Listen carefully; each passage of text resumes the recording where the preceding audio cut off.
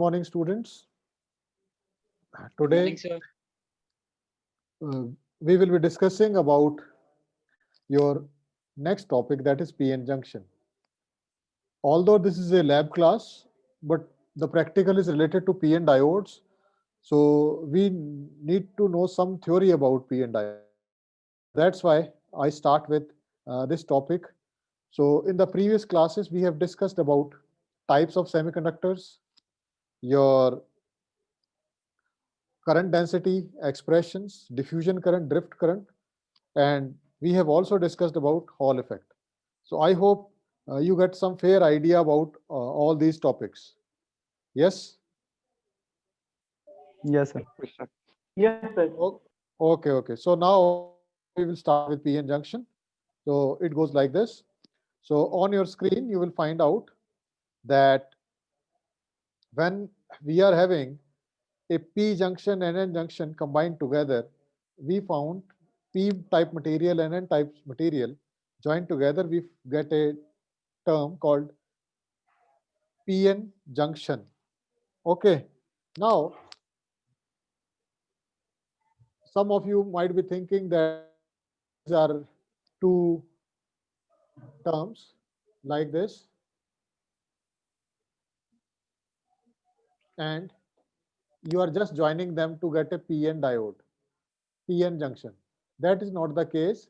This is a individual semiconductor like this, and we get some doping on this side and this side, and it interface is there. So they are not joined. We are doping selective doping. First, we will dope this side by keeping a mask on this. So this will be doped. Then we will dope this side and doping masking this side opposite to this side.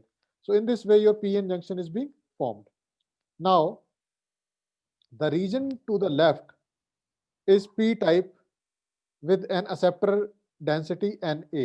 Now, what do you mean by acceptor density? When you dope a particular system with P type impurity, P type means boron, indium, gallium.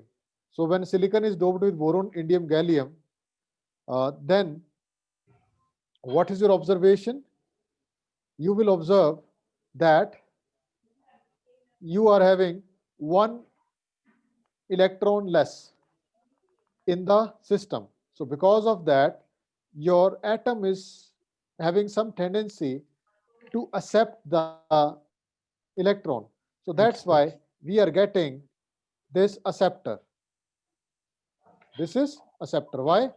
Because we are putting a boron.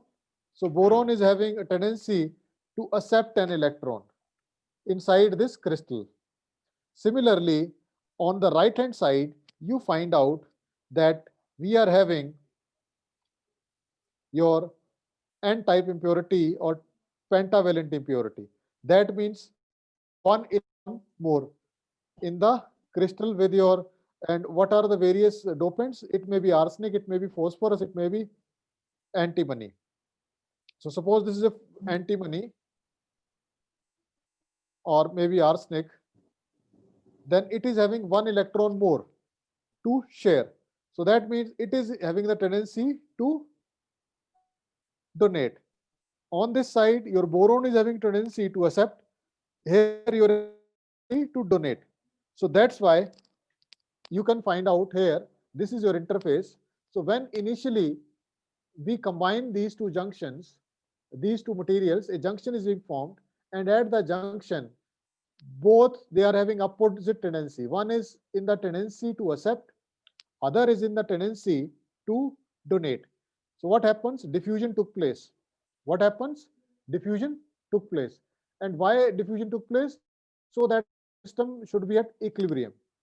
It's not like that they are doing under some external field. They are doing because of concentration gradient. We have talked about this in the previous class. So now, what is your observation? That this is your interface and this is your P type and this is your N type. So now they will try to be equilibrium. So when we join together them, they will try to be in equilibrium, And what happens? That we'll be discussing now. So the dopants are assumed to be shallow. So that the electron density in the n-type region is approximately equal to donor receptor density. That means they are doped in such a manner that densities should be equal on both the sides. It should not be non-uniform doping. So important is that they rectify, allow current to flow easily in one direction. That means only current in one direction is allowed, other is not allowed. This will be cleared in the coming slides, how it is possible. Here you can see that there is one step. That means if an electron want to jump from here to here, tremendous energy is required. While hole can come to this level just by losing some energy. So look at this. This is p-type semiconductor, this is n-type semiconductor. This is your conduction band, this is your valence band, this is your Fermi level. And similarly, this I have already discussed. You can see the previous videos. This is at a scepter level. So scepter level is above. This is at donor level. So this is below the conduction band. This is for n-type. So this is valence band. This is conduction band. This is having excess of electrons. This is having excess of holes. So what happens when we join them together? When we join them together, what happens? This acceptors and donors try to neutralize each other. Acceptors and donors will try to neutralize each other. So because of that, what happens? We get something like that. So why this thing happens? When conduction band of this is being combined with conduction band of your N, because they are not at the same level, they are at the different levels. Your p-type, because it is positive, it is on the higher potential level, and your n-type, because it is having excess of electrons, is having negative charge, is on the lower level. So because of that, what happens? They are having this level and this level, but at the interface, this is the interface. At the interface, the two systems want to be in equilibrium. Systems want to be in equilibrium. So what happens? There is bending of bands at the equilibrium, and here you can see at this point you are having band in the normal position. At this point your band is at the normal position, but in between, in the depletion region, you can find out that there is bending of bands. And also, what is your observation? That your Fermi level of p-type is now matching with Fermi level of n-type. Why this is happening? Because now your entire system is in equilibrium. They are not lying that. Initially, when p-type is separate, n-type is separate, they are having freedom to live in their own way. But when we combine together this system, what happens? They will try to get in equilibrium. And in equilibrium, the most important thing need to be equilibrium is Fermi level. So Fermi level is at equilibrium, while your valence band is like conduction band is like this, but in depletion region, there is a slope being created. Now what happens? As I already told you people that this particular junction is favoring single direction flow. Single direction flow means your electrons can flow in this direction. Sorry, current can flow in this direction, but not in this direction. The reason for that is this particular point, which I'm going to discuss now. So what you will find out, this is your conduction band for p-type, this is valence band for p-type. Now, this is conduction band for n-type, this is valence band for n-type. Now, when we combine them together, what happens? Your acceptor and donor will combine together and they are being neutralized. So initially, your ions are movable. Why? Because they are in tendency. One is in the tendency to accept, tendency to donate. So what happens? They are mobile.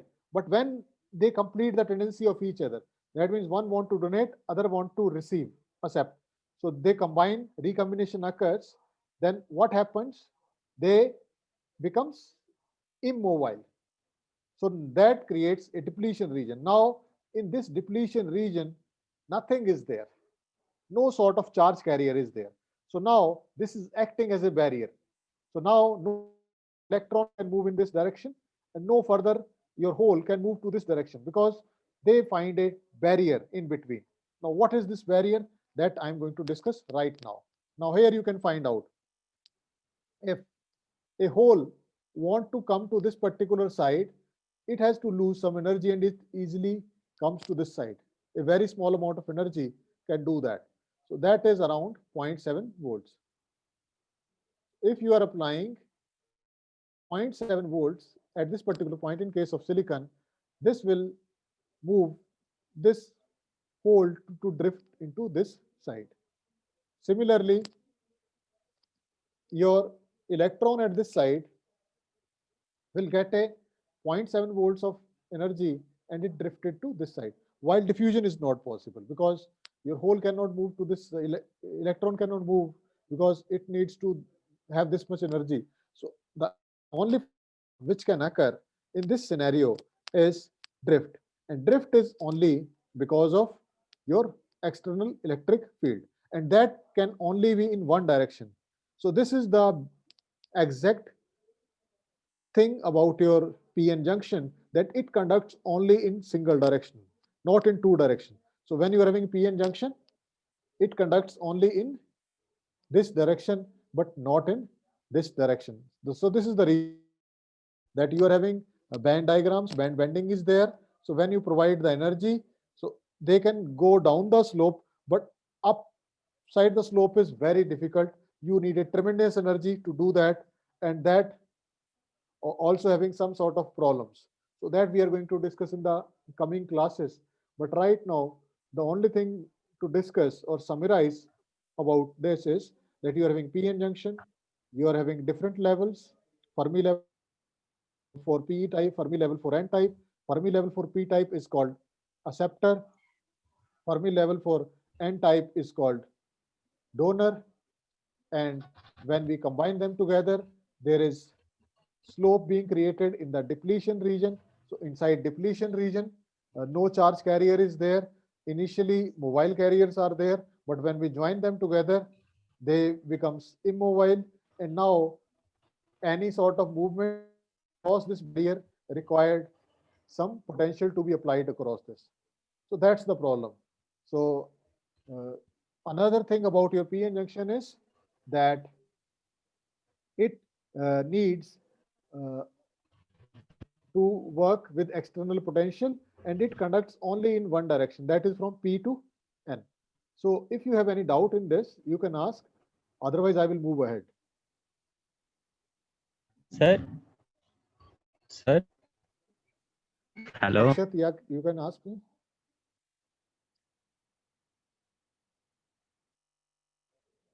Mr. Akshat, are you there?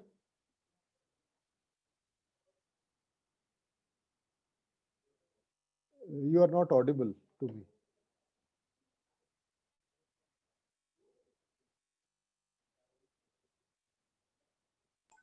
Sir आप एक बार पिछली slide दिखा सकते हो sir 1 minute के लिए? Okay.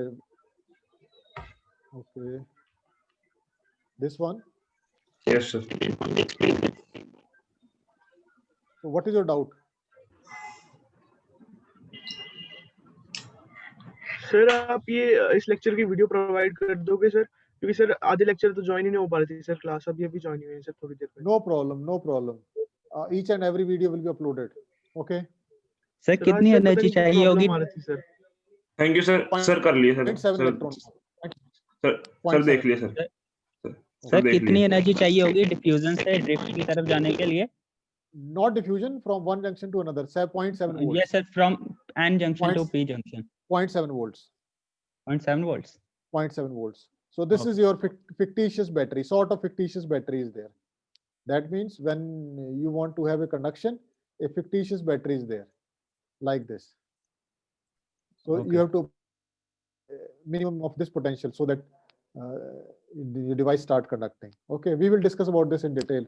But right now I want you people to understand at the band level system. Okay. All right. Not audible. I think some issue is there. You can type in the chat box.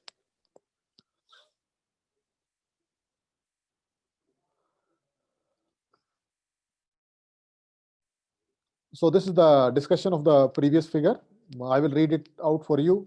So Fermi level EF is in Fermi level in P and N type is near valence band and conduction band respectively. This I have already discussed that for P type semiconductor, your Fermi level is near to valence band, while for your N type, it is near to conduction band. So P type contains larger concentration of holes with few electrons and vice versa for N type.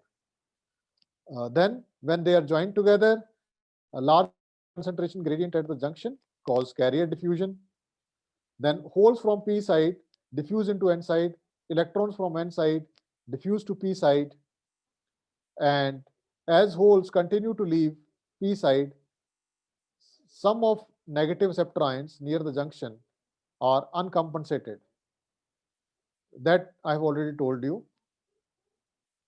Similarly, some positive ions near the junction are left uncompensated. Electrons leave the N side. Thus, negative charge from the P side junction and positive space charge from the N type side. So space charge region created that is directed from positive toward negative is called depletion region. That means we don't have any sort of charge carriers being left. So that means they are falling under depletion region. So electric field is in the direction of the diffusion current.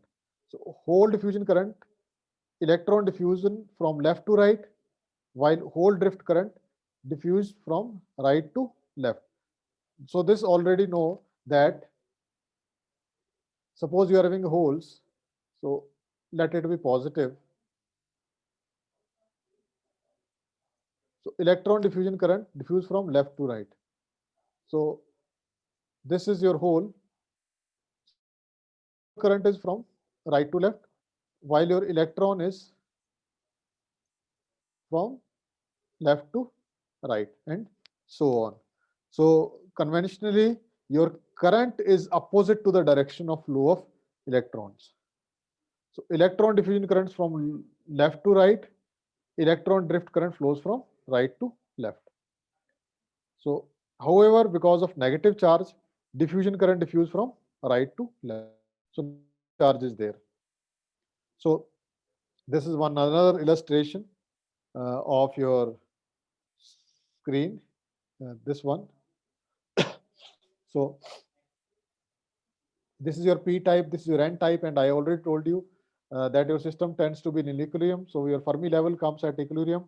That means acceptor and your donor level come to a particular equilibrium level in between somewhere. We are having this level being created. So now any electron from this level to this level needs this particular potential so that it can move to this particular level. So this particular potential, which is required by an electron to move from one level to another level across this junction, is called built-in potential. And this potential is being deployed across the system when we join together P and N junction is called contact potential. Is called contact potential.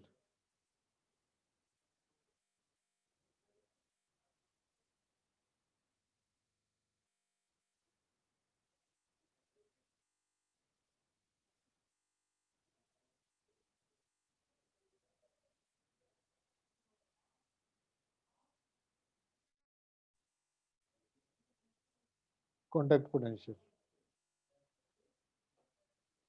Okay. So this is the illustration of your PN junction diode. Basically, when we combine together P and N junction, they form a system called diode.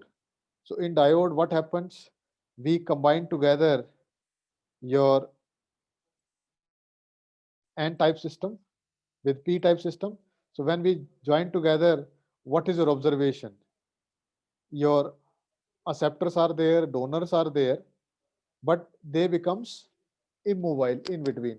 And here you can find out a potential is being created. Why this potential is being created? Because once diffusion has completed, we will have this depletion region created. Now, any particle or charge carrier, when it requires to move from this point to this point, needs some extra energy. What is energy being utilized for? Energy is being utilized for generation of carrier, and second is to provide enough potential so that they can cross the junction. So this is about your PN junction diode, and here you can see that this is your potential being created like this, and this is the expression for built-in potential. So when you combine together P and N regions, then what is the potential that is being created? That is being given by this particular expression, where Vt is equal to Kt by Q, thermal voltage. This we have discussed in the previous class. This is natural logarithm. This is your donor impurity. This is your receptor impurity. And this is your intrinsic carrier concentration of the semiconductor. And semiconductor can be silicon, can be germanium. But most oftenly, we use silicon. So that's why we use this particular expression. So if anybody asks, because some students have asked, sir, how much potential is required, how much energy is being required. So this expression can give you the particular value. So what you need to calculate? Kt by Q. So K is constant, T is temperature, Q is your charge carrier, then Nd is your dopant, sorry, donor impurity. That means how much impurity you have added in N-type semiconductor, and acceptor impurity is how much impurity you have added in P-type semiconductor.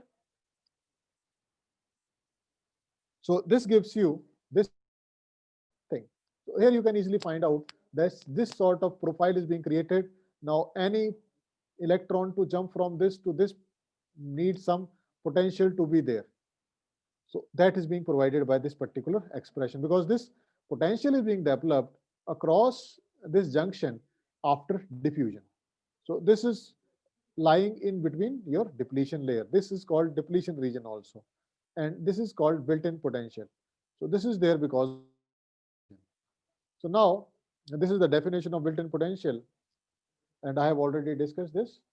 So it can be defined as the electric field created by the diffusion process has created a built-in potential difference across the junction with an open circuit. So we have not applied anything, but you will find out that when you measure the potential across that, then 0.7 volts is there in case of silicon. In case of germanium, it is 0.4 volts at room temperature. So at standard room temperature is 27 degrees Celsius. Now, E naught is your zero bias junction voltage. Vt is thermal voltage, 26 millivolts at room temperature. Nd and A are acceptor and donor impurities. So this is your symbol for PN diode. So when you combine together your P-type junction with your N-type junction, that becomes PN diode. So this is your symbol. So now onwards, whenever I draw this particular, you must be sure that this is for diode. This is for diode. And why I am using this? If I am using this, that means it is bidirectional flow. And this is being used for amplifier in electronics. So if I am using this, this means amplifier. So if I write 2, so whatever I am giving as input, suppose I am giving input here 3, then your output is 3 multiplied by 2, 6. But if I am putting this particular symbol here, it means it is a junction of diode and it conducts only in this direction, not in the reverse direction. So we will be discussing about conduction in the coming classes. This is your actual diode which you are going to use in your lab. So this is your cathode, this is your anode. So positive side is your cathode, so cathode, and positive side is anode. So when you are having actual diode with you, it is having a silver mark here. So this silver mark shows that this is a cathode and the black one is anode. So when you are making actual connection like this, so this is P type and this is your silver symbol like this. So this is P, this N, like that. Okay, now there are certain applications that are associated with your PN diode, although we are going to discuss in the coming classes, but just to generate some sort of curiosity, I'm telling you the application. So one application of PN diode is that it can be used as a electronic switch and a unidirection, which can work in unidirection manner. And we can control with the help of signals only. No external thing is required, the conventional switches. So these are the applications. Sorry, what are the applications? Applications are, it can be used as a your rectifier, it can be used as a clipper, clamper. Your other applications are there, like AM modulations. You can use as a waveform selector, and so many other applications are there. So we will be discussing about them in the coming classes. Any doubt, you can ask me. Otherwise, it's fine.